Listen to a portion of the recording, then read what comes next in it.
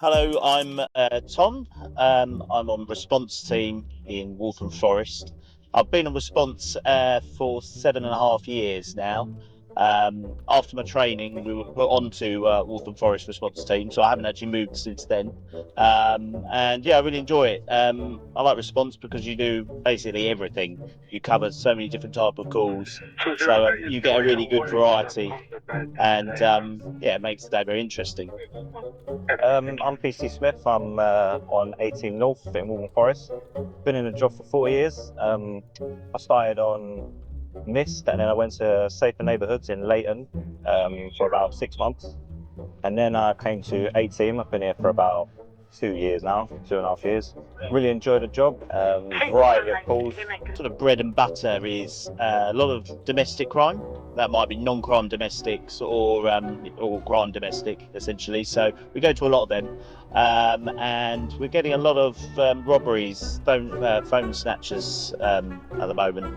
We also cover a lot of missing people as well. It's pretty much all we get. One high risk miss for a shift, don't we? Yeah. Pretty much. Also, probably don't realise how much time we spend off the road. Like that might be in hospitals. If we've sectioned someone, we could be in the hospital all day. So people will see, there might be a load of us out on duty, but then there's 12 abstractions, for example. There's 3 people on a crime scene, there's 2 people in a hospital guard. Suddenly, what looks like a big parade room is really diminished all of a sudden. So, yeah, I think they don't know quite all the different things we actually have to cover. This is where it all begins. Not with sirens, not with chaos, but with something far more revealing. The calm before the storm. 2 officers step into frame, composed, almost routine in their tone. But what they're describing paints a very different picture. This isn't just a job. It's controlled unpredictability. Every sentence quietly builds the weight of what's coming next. High-risk missing persons, domestic disputes, robberies, all compressed into a single shift. And then comes the subtle revelation, the part the public never sees. Behind every visible patrol car, there are unseen commitments, hospital guards, crime scenes, endless paperwork. What looks like a full force is actually stretched thin. This opening doesn't just introduce officers, it exposes the hidden reality of policing. And without raising its voice, it sets the stage for everything that follows. So we're going to a female aggressive guest at a hotel, and she stated to the staff that she will kill the staff. She's been banned from the hotel, but she's refusing to leave. She's still currently there at the moment. She hasn't left yet. Got a description, so we'll get there and see if we can see anyone and talk to the informant. And then when you're there, you'll judge how it might read differently from what it says on the CAD to what it really is in reality. So you sort of have to keep an open mind.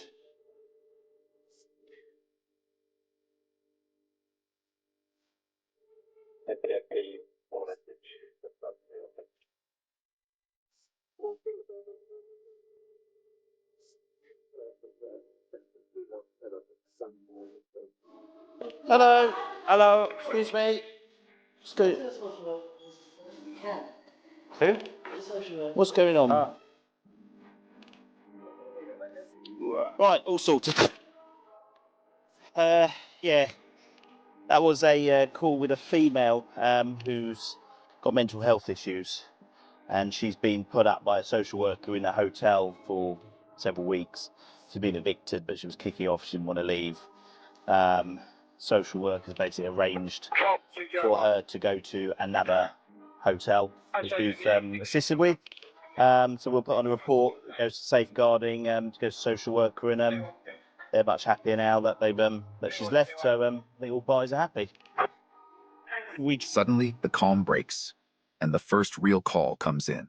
A woman at a hotel, aggressive, threatening to kill staff, refusing to leave. The stakes are instantly elevated. As the officers respond, there's a noticeable shift. Alert, focused, but controlled. Yet even here, there's hesitation. They know something the public often doesn't. What's written in the report isn't always what awaits on scene. And when they arrive, the tension doesn't explode. It dissolves. What was framed as a potentially dangerous confrontation reveals itself as something more complex. A vulnerable individual, struggling with mental health, caught in a system trying to relocate her. The aggression fades into confusion, and the officers pivot, not with force, but with coordination. It's a powerful reminder, not every threat is what it seems, but every call carries uncertainty. Try and do as many visible patrols as we can in and around call taking, because obviously we're a response team. We have to pick up the calls that come out through the 999 system, but between those times, we do try and be as proactive as possible. And also, if we go to a call and there's antisocial behaviour, we'll go to that call. They might have gone. We'll put an intel report on that will get flagged to the neighbourhood team, or we drop them an email, say to the ward officers, look, the residents are concerned because that many people are smoking drugs or loitering, and then they will try and put some more of their patrols out and just try and get on top of it. This call is from a Republic saying there's a group of potential drunk males, drug users that are trying to get into a property. They don't know if they're trespassing at the moment or if the property belongs to them. We do get quite a few antisocial calls, yeah. Drunk males, or drunk females, like they're loitering around, like, businesses and things. And unfortunately, what you do, normally they're fine, they'll move on, and then they just become an issue for someone else somewhere else. So you never particularly solve it. There's apparently one upstairs trying to kick the door in and one trying to kick the door for the main entrance to the flats, the communal area. So we'll go and see what we end up with.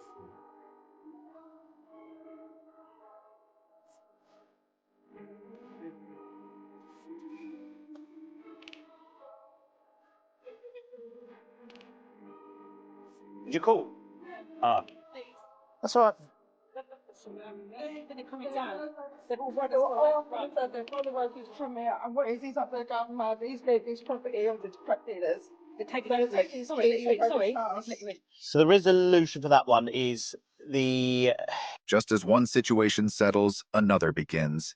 And this time it's murkier. Reports come in of a group, possibly drunk, possibly on drugs, attempting to force their way into a property. The details are unclear, and that ambiguity fuels the tension. Are they trespassing, or do they belong there? As officers approach, the narrative builds. Kicking doors, aggressive behavior, potential escalation, but then nothing. The suspects vanish. What remains is silence and questions. This is the frustrating reality of frontline policing, arriving just moments too late, left with fragments instead of facts. And yet, beneath this seemingly uneventful outcome lies something deeper, something unresolved. Because this wasn't random chaos, and it was a symptom of something ongoing. It's a house with a closure order, which means they've obviously had loads of antisocial behaviour. There's a court order basically saying no residents are meant to be there. We've got there, and obviously all these guests, let's call them, have gone. So, we can't prove that offence because they're not there. The male is quite vulnerable, so he's at risk of cuckooing, essentially, where people use their flat for drug taking and general antisocial behaviour. He was obviously quite het up. Didn't particularly want to speak to us that much. He just wanted us to assist him going back to his flat. We did check his flat. There was no one else in there. So we'll put on a report. It's essentially a report that goes to the local safer neighbourhood team, just to raise their awareness that the flat is still being used. And it is also trying to give that reassurance to the residents because it's an ongoing issue.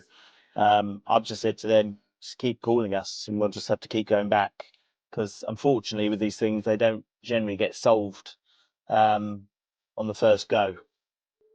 So yeah, report, he's fine. He didn't want to report any offences to us. So yeah, be a quick report to... Now the picture sharpens, and what was once unclear becomes deeply concerning. The officers uncover a hidden layer. A vulnerable resident, a flat under a closure order, and the quiet but dangerous presence of cuckooing, where criminals take over someone's home for drug activity. Suddenly, the earlier disturbance makes sense. But here's where the tension shifts. Not into action, but limitation. The victim is present but unwilling. The offenders are gone, and without cooperation or evidence, enforcement hits a wall. The officers can't make arrests. They can only document, report, and hope the system catches up. It's a slow-burning crisis, one that doesn't end with sirens or handcuffs, but with paperwork and persistence. And that's what makes it unsettling. The problem isn't solved. It's still living there. It's an S grade, it's a bit out of time, happened about an hour ago. I think it's a dispute between daughter and mother. I think the daughter wants mum out of the house. It doesn't sound like there's any offences with this one. It's not a emergency call, it's just down as an S grade, so we're going at just regular speed.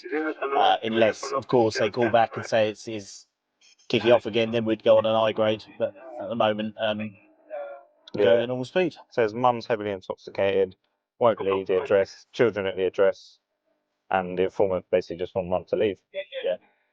We're there to prevent a breach of the peace, really. So we were there to prevent it kicking off. Obviously, this call is over an hour old, so they haven't called back, so it may have de-escalated already. We'll still log it as a domestic incident, and if she is there, and she doesn't live there, we'll recommend she leaves the address. I don't know the road. So ordinarily we wouldn't pull away from a call with just TOA'd at. We have to judge the risk ourselves and that, but because they were wanting more units, we haven't got a huge amount today. We've taken that judgment ourselves. We're going to this. They don't need us. We'll then go back to that call. I think what's happened, it's a police collision. So one of the units was going to an urgent call at the police station where I think a suspect might have been kicking off.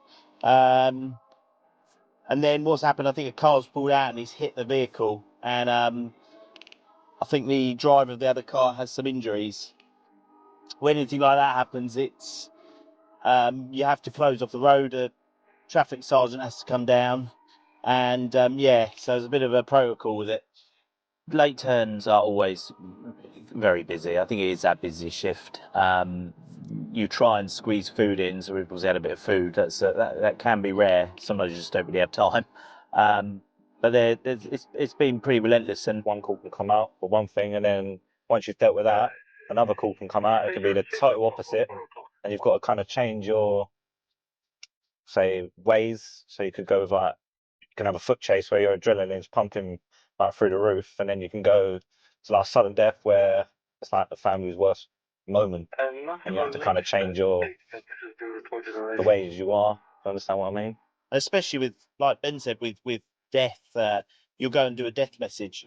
You're about to tell someone one of the worst things that they've ever heard, and you've got to be sensitive and you've got to be methodical. You've got to give the facts, but you've also got to give them the time and not. Fine. And just when things seem routine again, the pace shifts. Fast, a domestic call comes in. Not urgent, but volatile. An intoxicated mother, a daughter wanting her gone, children in the background. It's the kind of situation that can either fade quietly or spiral instantly.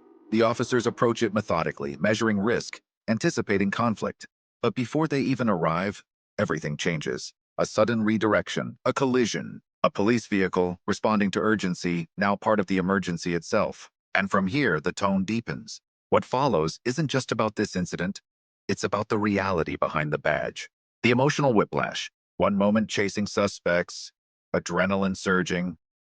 The next, delivering life-altering news to a grieving family. No script, no warning, just constant transition between extremes. This final segment doesn't end with action. It ends with truth. Policing isn't just about crime. It's about carrying the weight of every moment in between.